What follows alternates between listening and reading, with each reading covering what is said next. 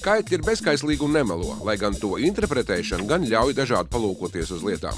Tāpēc varbūt atradīsies cilvēki, kas teiks, arī socioloģiskās aptaujas ir manipulācijas līdzeklis un nepasaka taisnību. Pat pieļaujot šādu lietu skaidrojumu, vismaz tendence jau no aptaujas parāda gan. Tas būtu jāsaprot pat visdrūmākajiem pesimistiem. Nu, un ja iedziļinās aptaujās, tad atklājas diezgan negaidītas lietas. Nu, piemēram, 37% latviešu uzskata, ka Latvija kā neatkarīga valsts nespēja pastāvēt. 38% latviešu domā, ka nacionalistiskā politika novedusi valsti krīzei.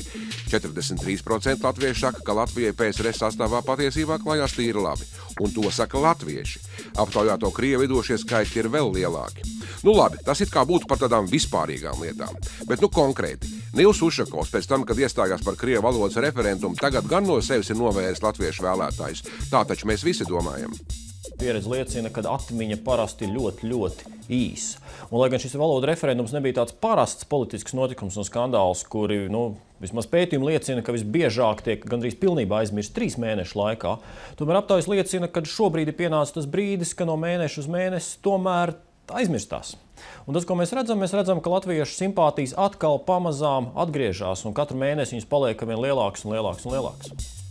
Respektīvi, gada sākuma Ušakova akcijas latviešu acīs patiešām bija zemes, taču laikam ritot mēra popularitātes līkne dodas augšu. SKDS veiktās aptaujas dati uzrāda pat šokējošas lietas.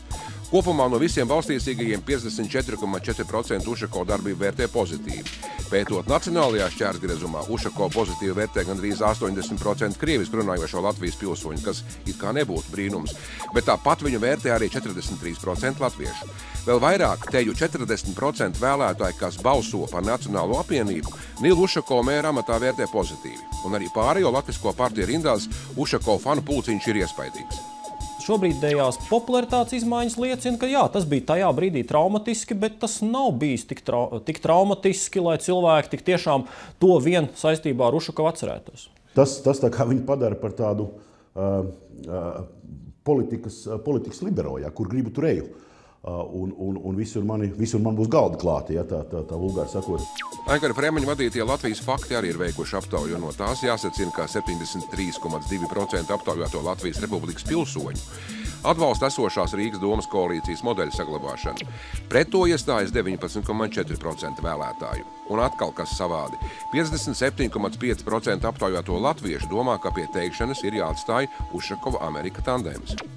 Ir sajūta tā, ka tam valdošajām partijām vai saimā pastāvošajai koalīcijai, kas veido arī valdību, īstenībā nav argumentu, ko likt pretīm. Un tai brīdī, kad ir šie te labumi, ko saņem rīdzinieki neatkarīgi no tautības, sabiedriskais transports pa velti, pensijas vecuma cilvēkiem, tagad arī skolniekiem, tas strādā izcili. Tad jau sanāk, ka nākamā gada vēlēšanas būtībā ir tikai formalitāte. Ušakova pozitīvā vilkme dabūs saskaņas centram maisiem gan latviešu, gan krievu vēlētāju balsis, un lieta būs darīta. Eksperti gan ir skeptiskāki. Tas ir potenciāls, kuru labvēlīga apstākļu sagadīšanās rezultātā, kurš var tikt izmantots, kur partija var izmantot, bet tas automātiski negarantē. Tas automātiski saskaņas centram negarantē balsis. Tas tikai dod iespēju. To, ka motivācijas balsot un izvēles balsot saimnes vēlēšanās un pašvaldību vēlēšanās lielai daļai vēlētāju, vairumā gadījumu ar atrunām, protams, ir būtiski atšķirīgs, tas ir sen un labi zināms fenomens. Īsāk sakot, ja kādam patīk Nils, tad tas nenozīmē, ka šiem cilvēkiem patīk arī viņa partija.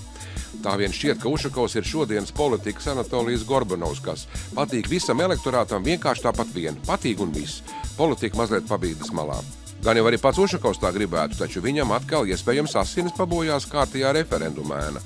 Šis pilsonības referendums ir vajadzīgs kā maize abu pušu radikāļiem. Ļoti būtiski abu pušu radikāļiem, jo tādā veidā, un tas arī zināms un Latvijā iepriekš novērots, tiek saplosīts vidus, un ja tiek saplosīts vidus un centrs, tad principā abas puses, radikālās puses var cerēt uz balsīm.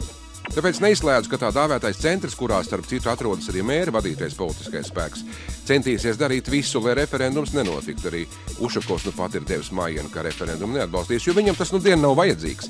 Viņš par spīti pavasara politiskajiem izliecienam saglabā līdera krekliņu un pagaidām sekotāju elpu pakausī nejūt. Viņam latviešu balsis ir vajadzīgas.